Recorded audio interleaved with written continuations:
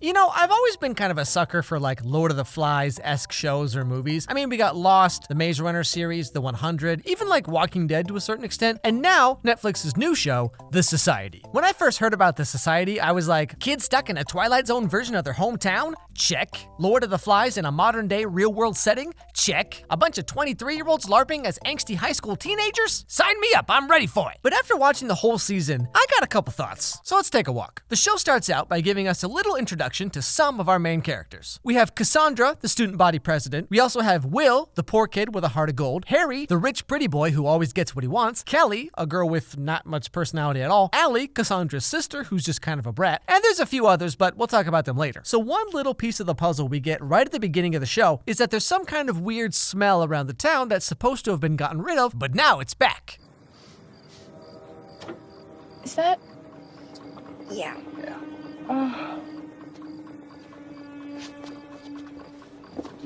But you know, I feel like if there was ever a place where you'd expect a bunch of weird smells, the back of a high school is probably somewhere near the top of the list. A couple days after this, every high school kid 16 and up is supposed to go on some kind of like school camping trip or whatever. But wouldn't you know, there's a big storm that night and the buses have to turn around and take everyone back home. And that's when we find out that something isn't right. Change plans, rock slide, the road is closed, you're back home.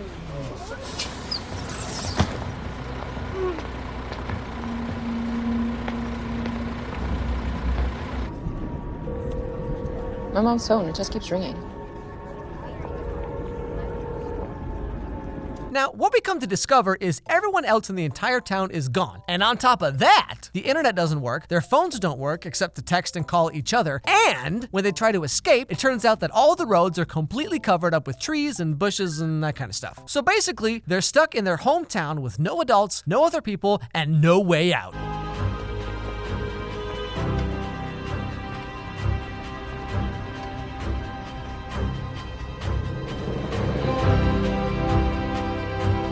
So far, so good, right? Well, here's my first big gripe with the show. First episode, everyone in town disappears except for a group of teenagers who have to find a way to survive and figure out what happened. Kind of like Lost, but like with teens. Now, I don't know about you, but so far this sounds like a pretty awesome show, right? A YA version of Lost? I mean, it basically sells itself. In the first episode or two, we start getting a few puzzle pieces about what might have happened. Someone finds some documents about how the mayor offered to pay someone to get rid of the smell, but then decided not to pay that person, so maybe this is all some kind of like revenge plot or something, right? And then, over the next 9 episodes, nothing frickin' happens. I mean, okay, a lot of things happen, like Cassandra makes a bunch of rules and tries to be in charge of the town, but then she gets shot and killed by someone. And her sister Allie has to take her place, and it's like a whole thing. But the entire premise of the show, the whole point that we were sold on, just disappears. Like, no one cares about figuring out the mystery or anything. And the show does this to a comical degree. Much later in the show, all the kids decide to have a big Thanksgiving dinner together. And right before that, just out of nowhere, we get this little piece of information. There have been 2 hypotheses on the table.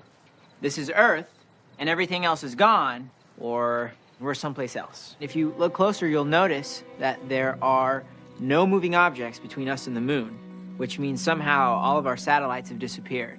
I think it means that this Earth isn't our own. It's like a parallel universe. Oh boy, you couldn't have picked any other time to tell us, huh? Hey guys, so turns out we were all transported to an alternate dimension where we might be the only people in the entire world, and we have no idea how we got here or how to get back. All right guys, who's ready for some turkey? The vast majority of the show is focused on how teenagers form a society. Get it? With all the rich kids on the same level as everyone else, and the show goes into these socioeconomic differences that are always present in any school, but now, you know, they're magnified by like 1,000 times. Maybe, in the beginning, we need to give up all of our freedom, our possessions, our identities, all for the greater good. I say it's time to give back what's rightfully yours. Control over your property, control over your own lives. And that, in and of itself, is great. But like, if that's all the show is going to be about, then they didn't need to have this alternate dimension plot thing in the first place. Like, for example, right, they could have just had the kids be sent to a summer camp for a month or 2, but it's in the middle of some huge forest somewhere and there's no adults for some reason, their phones don't work, so they have to come together and share everything and find food and work together, and, you know, it really just could have been like Lord of the Flies. But when you sell the show to us like, mystery dimensions, you gotta follow up on that promise. I mean, there's only so much teen angst we can all take at one time, you know what I mean? What? I know what you want. Yeah. So what? That's what I want since the day I moved here. What's so special about me? Buh. Oh boy, here we go. Don't hate me. I don't want to wear something that we couldn't have afforded in the real world. That's why this isn't your ring. Yours is the one near my heart.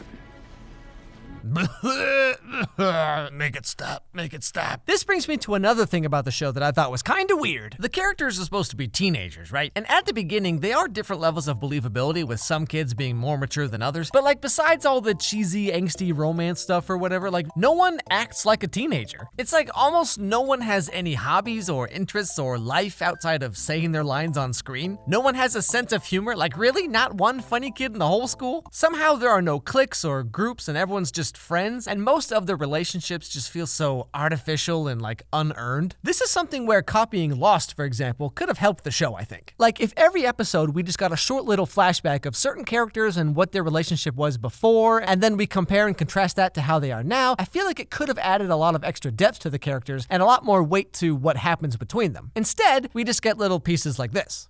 It's weird that we never really knew each other in high school. Yeah, not really. The only thing that I do remember is in the hallway of junior year. Heard you call me a thought. To me, almost everyone feels like very one-dimensional. Like, what you see is what you get for pretty much the entire show. Take Campbell, for example, Allie and Cassandra's cousin. Now, he looks kind of like the school dirtbag or whatever, right? Now, we get this scene with his brother Sam, who's deaf and gay, just FYI, and he tells us something about Campbell. Campbell is not a normal version of anything. They had him tested. He's a psychopath. He doesn't think like we do, feel like we do. He has no guilt, no empathy. Now, this is pretty early in the show, so I was thinking like, okay, so maybe Campbell was a real piece of garbage back in the old world. But now, with all the social rules and pressures and all that stuff gone away, he's gonna have some kind of like redemption arc or something, right? Nope! We're told Campbell is a psychopath, and throughout the show, he is a psychopath. So like, right at the beginning, they tell us that he's gonna be like the bad guy, and then he turns out to be exactly that. There's not gonna be an election. Yeah, right. I'm serious, we're not gonna ask for power. We're gonna take it. What do you mean, like by force? Huh. Well, gee whiz. Who could have seen that coming? But it's not just Campbell, okay? In this show, every guy is just the worst. We have Campbell, the literal psychopath, Harry, the entitled douchebag whose entire motivation is, I don't want to share my toys, the football players who never really say much more than, duh, or Will, who just kinda cries all the time. The society is about a lot of things, but the real message of the show is, don't have a boyfriend! But really though, there are a lot of good ideas and a lot of potential with this society, but I was kind of baffled by some of the choices they made. Like at the very end, we get this little stinger where Allie's mom is back in their old dimension, I guess, reading Peter Pan to some very young kids. When Mrs. Darling went back to the night nursery, all the beds were occupied, but she did not believe they were there. You see, she saw them in their beds so often in her dreams that she thought this was just the dream. Now, I guess this is supposed to be some kind of like moment or something, and they want us to wonder if the teenagers are really in a different dimension, or maybe they're all dead. But like, if the big reveal is that they were all dead the whole time, then what's the point of anything in the show? But yeah, so the season ends and we get no answers or hints or anything about what's really going on. There's just a whole bunch of political infighting, and then the show's over. Don't get me wrong, I'm definitely gonna watch season 2 whenever it comes out, because like I said, I think there's a lot of good ideas here, but we'll see how it goes. You know, going back to Campbell for a second, the thing that really bothered me about him as a character, or maybe not him as a character, but the way that he was portrayed in the show, is like, so at the very beginning of the show, in the church, he's talking to his brother Sam, right? And we get this kind of look at who he is, right? He says, don't come home tonight, ever since you were born. I never got a day to myself, but that's all different now. So immediately we kind of get this little bit of information about who he is and his upbringing, right? Like he feels that he was neglected. He feels that it was unfair to him because his brother has a disability, so his family had to focus on the little brother instead of Campbell. Like, I get it, you know, it's a little bit cliche, but like, I get it. That's something you can sympathize with and be like, okay, obviously, you know, his actions are not good, but you understand why he chooses to do them. But then a couple episodes after that, right, they just tell you like, oh no, he's literally crazy. So it's like, all the sympathy and the understanding of why he does what he does, like all that's just gone, because it's like, okay, so the whole neglected as a child thing, like all of this has nothing to do with anything. He was just born with an illness, therefore he is the bad guy. It's such a weird choice, especially a show like this that is very like socially aware and has a lot of like social issue commentary type thing, and then to have like the bad guy be bad because of, you know what I mean? I don't know. I feel like it didn't really match with the show they were trying to make in the first place. It felt so weird just to be like, oh, he's the bad guy because he was born that way, the end. I don't know. It seemed weird to me. It's a weird choice. The show has a lot of weird choices that don't seem to make a whole lot of sense. But I don't know. It's not my show. Anyway, thank you so much for watching. Don't forget to subscribe. Don't forget to ring that bell. Please ring it because, you know, YouTube algorithm being what it is, you know, some people don't see the videos they want to see. So if you want to watch all my videos, please ring that bell. Follow me on Twitter. Let me know what was your favorite part of the video, or just say hi or whatever. I don't know. Follow my dog Charlie on Instagram, Charlie Meets Pumpkin. And above all else, everybody, have a great day, and I'll see you all next time.